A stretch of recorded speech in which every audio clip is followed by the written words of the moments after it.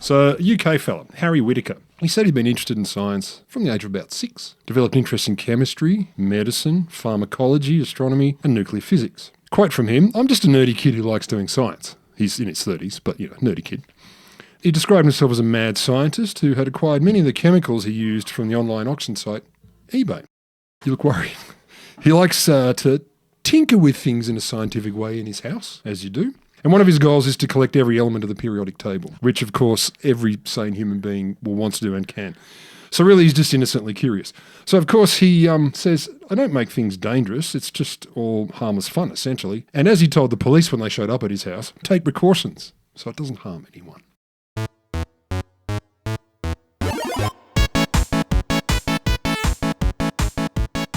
It's time for a little bit of science. A podcast that does a little bit of science for you. Not too much, just science-flavoured things. Yeah. I'm Will Grant, Associate Professor of Science Communication at the Australian National University. And man with bubonic plague right And yes, now. I have bubonic plague.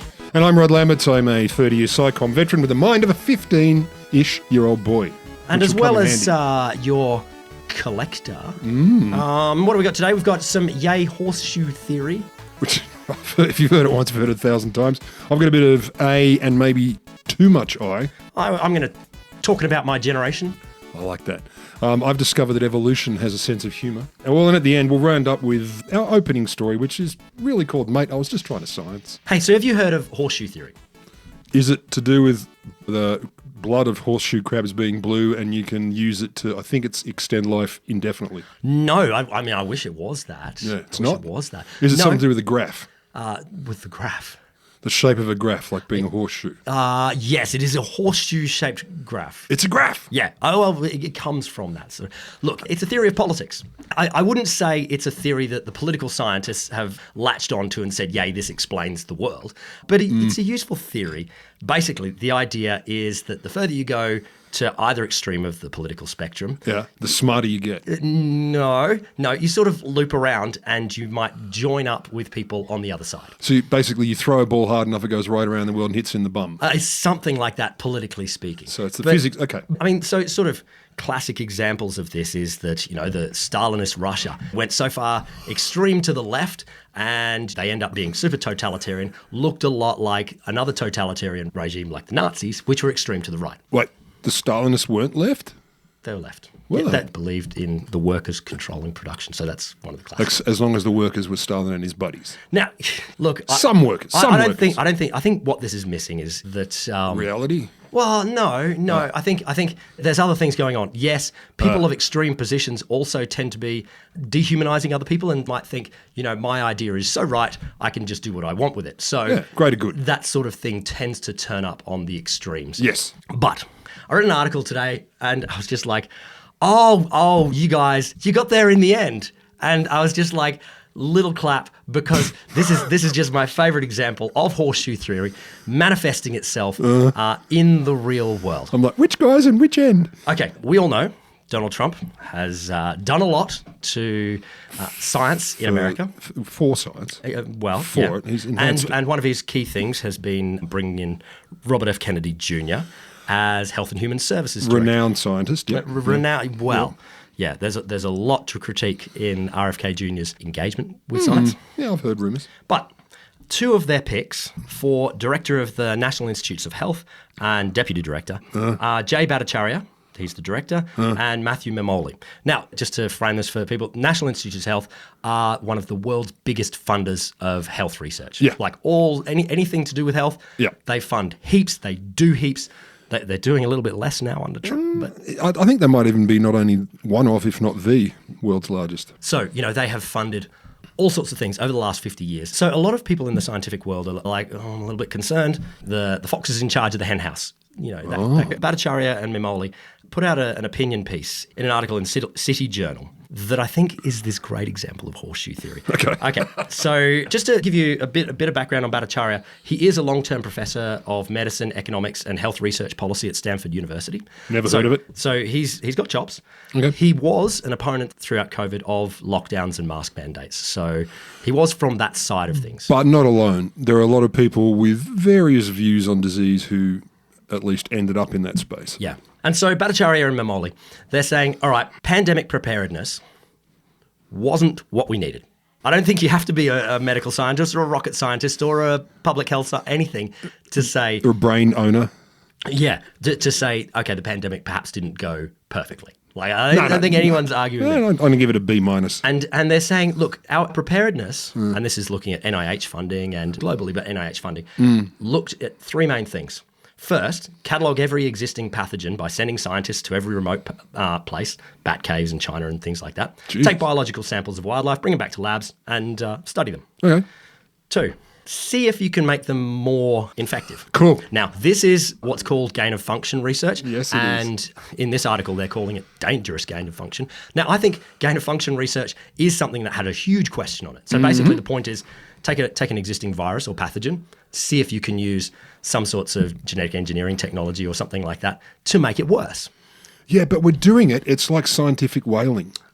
We've got to kill them to understand them so we can protect them. And I feel like this is a bit similar. So, I mean, a lot of people argue basically what this does is tells us where diseases might evolve.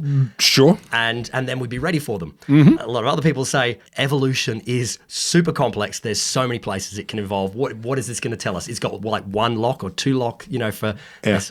And yet other people say, thanks for building super biological weapons. Yeah. Thanks. And then, third, having identified a few which you reckon might be the problematic ones, make some vaccines on the basis of that. Now, look, their argument, and I'm not buying into all of their argument, I just want to get to their end point, is that this is full of risk and danger, but also maybe just makes sort of industries, the vaccine makers, that just have a lock-in and it's not actually getting us prepared for the pandemic. Yeah. Or any future pandemic. Yeah. So... they get to the end and say, look, this kind of go out there, make the worst pathogen you can have, make up some vaccines based on that, which is all speculative. It's not the right way. So instead, there's a much better way. And they said, okay, what we should do is we should look around the world at the countries that did best out of the pandemic. Okay. So Zambia, everywhere not in Scandinavia. No. So Phlogiston. Here's their argument. We should learn from a recent example. A metabolically healthy population, physically active and eating nutritious food, will cope far better in the face of a novel pathogen. Quakers. Sweden, without lockdown or school closures, was the best in the world at protecting human life during the COVID pandemic. It had the lowest level of age-adjusted all-cause excess deaths, 2020 to December 2004. Yeah. Sweden succeeded in part because its people are relatively metabolically healthy. By contrast, the US chronic disease crisis all but guaranteed that Americans would have one of the highest mortality rates in the world. Ultimately, public health agencies encouraging people to take whatever steps they can to improve their health will have a dramatic effect during the next pandemic, whether simply by stopping smoking, controlling hypertension or diabetes, or getting up and walking more. Anything that makes the population healthier will prepare us better for the next pandemic. Well, and I was like, I understand. I just love, you've come through this hatred of the COVID-19 state. You've come through all of this, fairly extreme reaction to vaccines and stuff like that. Yep. And you get to a place where, you know what we need? Just get healthy. Public health. Like we should invest in public health. And I'm like, horseshoe theory, man. You came out the other side. You got it right in the end. Look, yeah. Yes, and but. Here's my but. I'm just going to show it to the microphone.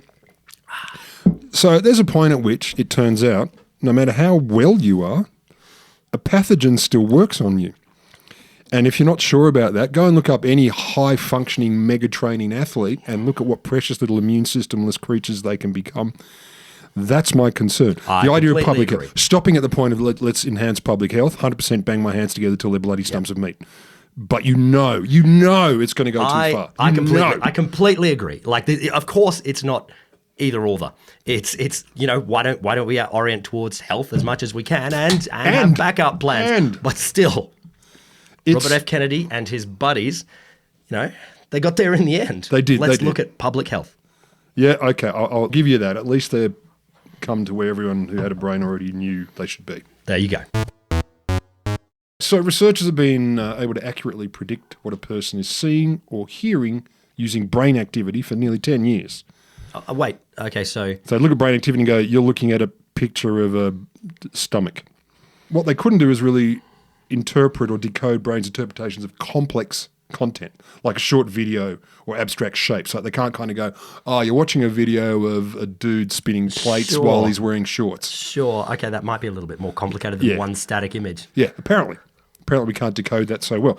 But they've been able to identify key words that describe what a person saw and not the full thing. So a new technique called mind captioning has been brought.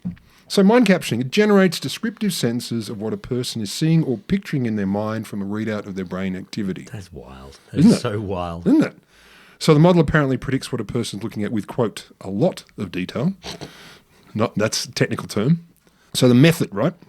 First, they do a deep language AI model analysis of the captions of more than 2,000 videos. So it's already been... Captions have been created related to videos, and then they kind of AI them. Right. Okay, we're starting from the videos. I thought we were starting from the brains. Apparently not. They turn each one into a unique numerical meaning signature. Mm-hmm. You know the ones. Mm-hmm.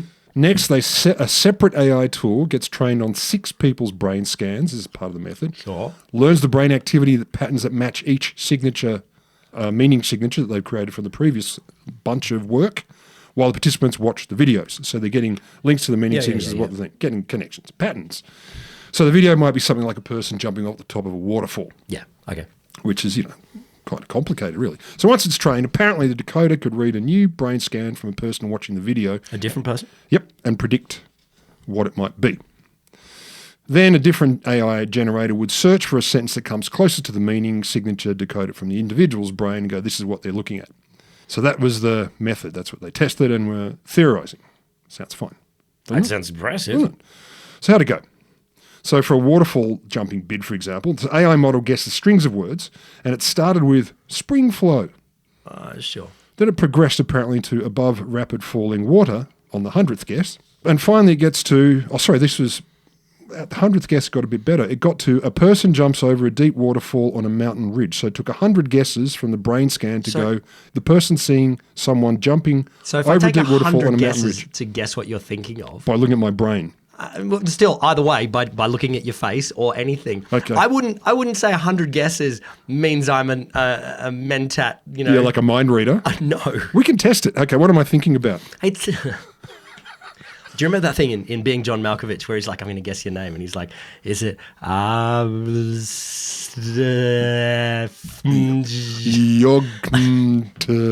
feel like 100 guesses, come on, that's not cool. Yeah, I admit, as I was reading through, I'm going, cool. 100? It's early days. Yeah, okay. And of course, the question when this comes up, are there any concerns about tech like this today or in the future? Well, I'm struggling to see what the use is that's... Reading brains. Beneficial. They say it could reveal intimate thoughts and, emotions and health conditions that people might not want to expose if you walk around scanning people with your magical tricorder. I assume this isn't something you can just do on the street. Nope. I assume it is not. You might need to be plugged in a little bit. A little bit plugged in, multiple AI models, many iterations. Yeah. So, you kind of, but it's easy to kind of go, it'll be fine, bro. Because they say, for example, with the studies, it was cool. The experiments we did are cool because we got consent and stuff. So don't worry about that. Fine. But anyway, look, yes, it could help people with communication difficulties. However, it could also go further once you get that scanning technology to be, let's say, even vaguely portable, which right now it even vaguely isn't. Look, I think in the US right now, with ICE using a whole bunch of those apps to identify people, I can imagine a police state in the future that's like, okay, we'll do a little bit of thought testing. Pop this little cap on your head. What are you thinking? It sounds a little bit, hysterical, but... I feel like this is, it's another one of those examples of, what is the sci-fi novelist? Finally, I've written a classic novel that will warn against ever using the something technology. Yeah. Technologist. Yay, we've invented the something technology from the classic novel. Thanks for the idea, champ. Did you read the moral? Like learn the lesson here. No, we heard a bit about the brain scans and the captioning. We thought, sweet. That's all we can do. That's technology. Have tool, will use. Yeah, and the morals, they're for someone else. It's a different area. So evolution, it turns out, is quite amusing. Did you know that? Well, yes. Good. Well, I won't tell you this story then, because you already know. So tetrapods, creatures what have 4 limbs. They do. They do. Tetrapods evolved digits, so fingers, toes, etc., from fish ancestors. And it's why and how this happened is something people, or scientists in particular, have been trying to work out. How and why did that actually come about? So one school says, it's pretty simple. The digits, they derived from fins of our fish ancestors, which kind of makes sense because, they're kind of like arm and hand and leg spin-offs, so that's cool. But there are other ideas as well, and one in particular has come up recently. So they're looking at specific genes. So this says the development of tetrapod digit formation is encoded in genes called the HOXD, H-O-X-D. Okay. HOXD mob. They form part of a large, I love this too, regulatory landscape. Oh, wow. Okay. Genetic regulatory landscape. That sounds so exciting. Doesn't it? It's like, oh, I don't want to do bureaucracy, but I'll go and do genetics. And still there's a regulatory landscape. So they said, well, let's check out HOXD genes in different creatures to see if that's where they came from. Let's see where they pop up and how. So it's time to compare fish with mice, obviously. Yeah. First step. So US and Swiss researchers, they got a zebrafish, there was a genome thereof, and mouse genomes, especially the regions that lurk next to and around the HOXD genes that contain DNA switches that control those genes. Turns out zebrafish, they don't have digits. I don't know if you knew that. Those fish don't have fingers. Fish fingers. That's really fucking funny. And they're missing some of the HOXD genes. Not all of them, but some. But they still have the same genetic regulatory landscape. So there's a lot of similarity between the fishes and the mices. So are we saying that they're ready for digits, but not quite? Maybe, yeah. So there's a similarity, but it's not exactly the same. So there's some adjacent or HOXD adjacent genes in there. And so they started saying, well, what function does this landscape actually originally perform? What was it for originally to have this thing set up in the evolutionary speaking? So basically the question is, why do non-digit fish end up leading to things with digits? That makes no sense. It's crazy. So the researchers did the smart thing. They tagged a bunch of the genes with little switches in the mice and the zebrafish to make them fluorescent if they appeared and where they appear. So they said, okay, these things, when they express, when the genes appear, they'll glow in captivating safety colours. And so they wanted to have a little look at what would happen. For mice, the markers lit up, the markers for these genes, around their digits, as you'd expect. Yes. That's where they went. For the fish, the markers made fireworks around the... genitals. Yeah, cloaca. So now they're going, okay, that's odd. Why don't we see what happens when you remove some of these genes and see what they develop into? So they got out the old CRISPR scissors, severed some bits, let them rejoin, got rid of the relevant genetic parts of the regulatory landscape. Mice that lost those genes, their fingers and toes developed weirdly. I couldn't get details, but it was affected. They were affected. The fish fins were fine, but their cloacas were less fine, if less evident or perhaps functionally Hooray not for them. great. I know. Hooray for them. We've stopped the fish being able to... So are we saying we got our fingers from our bums? From fish bums, anyway. Yeah, from their bums. Fish multifunction holes is the theory. So what does a developmental geneticist, a dude from University of Geneva, says, look, the fact that these genes are involved is a striking example of how evolution innovates and recycles the old to make the new. Rather than building a new regulatory system for digits, etc., nature repurposed an existing mechanism initially active in the cloaca. I'm like, but why? It's evolution, man. It's mysterious. I mean, surely the fish were picking stuff up with their bums or something. Is that what they're saying? Yes, absolutely. No, they're just trying to say, well, look, it's just repurposing of things. You're like, why would it choose that though? And the only argument I could find, why would it be the cloaca that turns into fingers and toes? And they're like, well, one researcher says, look, the common feature between the cloaca and the digits is they represent terminal parts of the body. Sure. So does hair. So I was going to say. So does your shoulders. Yeah. So I'm like, really? That's what you got? Sometimes they're at the end of tubes in the digestive system, sometimes the end of the feet and the hands. Therefore, both mark the end of something. Okay, all right. To which I say, Anyway, so this article was published in Nature, September of 2025, and it was called Co-option of an Ancestral Cloacal Regulatory Landscape During Digit Evolution, which is equally boring but also sounds like it's almost saying something really wrong. It's got the hints. You're like, oh, there's digits and there's cloacifier, cloaxters. Yes. Anyway, to me it was like, oh, that's tantalizingly naughty but not quite.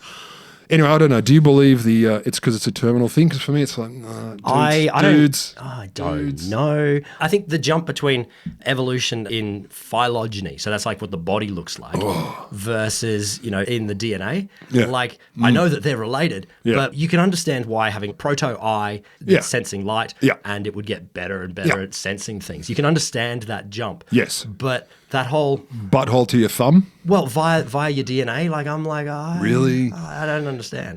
Yeah, I'm waiting for the next day that comes out and goes, we were wrong. Oh, well. Or we weren't quite right. Anyway, yay for science. So I started at the beginning of this delicious episode telling you about Harry Whitaker. Just to remind everyone, he's the self-professed nerdy kid who just likes doing science. Collect every element. He wants to collect every element of the periodic table. And Salute. No. I mean, I don't know if that includes the ones that they've been created in a lab and only exist for 14 picoseconds. He said he doesn't make things dangerous. It's just all harmless fun. And he told that to the police when they turned up at his house. So what happened? Harry had himself called the paramedics after suffering from anaphylaxis. So he had anaphylactic shock. He was finding it hard to breathe. And he said this anaphylactic, not shock, they just call it anaphylaxis. He said it was triggered by his mother's potpourri. Oh, the potpourri. So when the paramedics showed up, they went, oh, he's also suffering from hives. He's got a wheezing cough. Fuck, what do we do with this guy? It's not clear what's going on. And they said, potpourri, huh? No, we don't believe you. And he goes, all right, I'll take you to my lab. The shed in his mum's backyard. So he goes out to the shed, takes them there, and they go, oh, fuck, look at this. He's got black gunpowder, flash powder, firework pellets, fuses, and, quote, lethal poisons in there. Some of the chemicals they found even included radioactive matter. Yes, well, that would obviously be if you're collecting every element. You've got to have it, yep. White phosphorus, which can ignite when exposed to oxygen. No biggie. They found a copy of Home Workshop Explosives, a pamphlet. Okay. Written by underground chemist who goes by the name Uncle Fester. Right, okay. This sounds a little bit further away from just collecting than I initially thought. Well, he's a science nerd and he's into a lot of things. Apparently, Uncle Fester has also written things like The Secrets of a Methamphetamine Manufacture. Yeah, sure. And another one called Silent Death, which is a recipe book for creating do-it-yourself nerve gas. Again. It's cool. You got to collect nerve gas. I mean, just seeing if you can. Just curious. So, of course, the paramedics said, we're going to call the police now. We've gone a bit far. Yeah, you look like a terrorism. Yeah.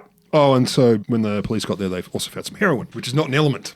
So Harry was arrested and charged with making and possessing explosive substances. But he, of course, said he was astounded to be arrested. He's like, what? I'm just a science nerd. Just really into it. During his trial, the court heard evidence from his neighbour.